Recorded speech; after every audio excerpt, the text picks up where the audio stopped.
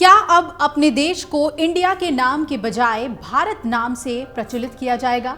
राजनीतिक गलियारों में कहा यही जा रहा है कि आने वाले संसद के विशेष सत्र में देश को आधिकारिक तौर पर रिपब्लिक ऑफ भारत कहे जाने वाले प्रस्ताव को पास कराया जा सकता है। लेकिन संविधान विशेषज्ञों का मानना है कि देश के संविधान में इंडिया दैट इज भारत का पहले से ही जिक्र है, इसलिए इंडिया और भारत ये दोनों नाम संविधान में दर्ज हैं और एक दूसरे के पर्यायवाची हैं।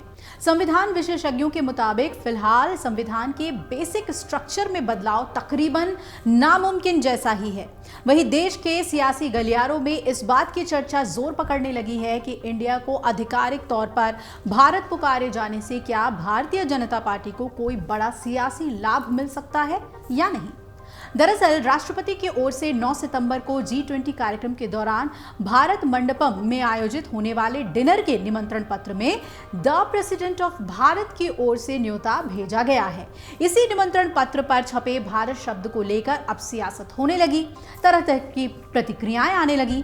राजनीतिक पार्टियों का कहना है कि भारतीय जनता पार्टी की सरकार देश के नाम पर भी हमला कर रही है। वहीं कांग्रेस के नेता जयराम रमेश ने कहा कि जब संविधान के अनुच्छेद 1 में कहा गया है कि भारत जो कि इंडिया था वो राज्यों का संघ है, तो उसमें इंडिया शब्द को क्यों हटाया जा रहा है।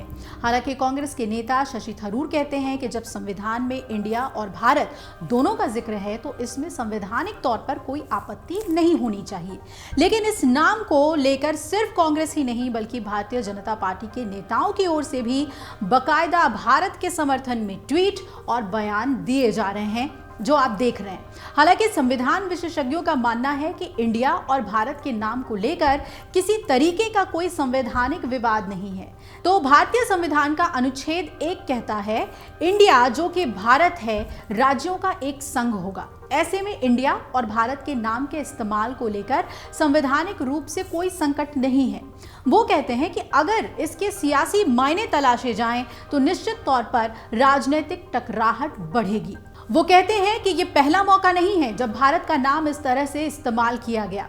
ऐसे पहले भी कई मौके आए जब इंडिया की जगह पर भारत के नाम का जिक्र हुआ। सुप्रीम कोर्ट के वरिष्ठ अधिवक्ता सुमित वर्मा से भी हमने बात की। उन्होंने कहा कि भारत और इंडिया एक दूसरे के पर्यायवाची ही हैं, इसलिए ये कहना कि इंडिया की जगह पर भारत का नाम इस्तेमाल किया गया वो किसी बहुत बड़े फेरबदल के संकेत हैं, ऐसा कानूनी रूप से संभव नहीं नजर आ रहा है और सियासी रूप से भी इसकी संभावना न के तौर पर दिख रही है। सुमित वर्मा ये भी बताते हैं कि भारत के संविधान को देखेंगे तो उसमें कॉन्स्टिट्यूशन ऑफ इंडिया और भारत का संविधान दोनों लिखे हुए नजर आते हैं। इसके अलावा वो कहते हैं कि पासपोर्ट पर भी रिपब्लिक ऑफ इंडिया अंग्रेजी में दर्ज होता है जबकि हिंदी में भारत का गणराज्य लिखा होता है। ये कहना कि इंडिया की जगह पर भारत नाम लिख देना कॉन्स्टिट्यूशनल अमेंडमेंट की राह पर बढ़ाने जैसा है, ये संभव नहीं दिखता। वो ये भी कहते हैं कि कॉन्स्टिट्यूशनल अमेंडमेंट हो सकते हैं लेकिन उसके लिए संसद में 2/3 बहुमत की आवश्यकता पड़ती है। लेकिन जब संविधान के बेसिक स्ट्रक्चर में बदलाव की जरूरत होती है तो इस संविधान में इस बात का जिक्र है कि उसे बदलने के लिए बनाने वाली कमेटी का बैठना जरूरी है।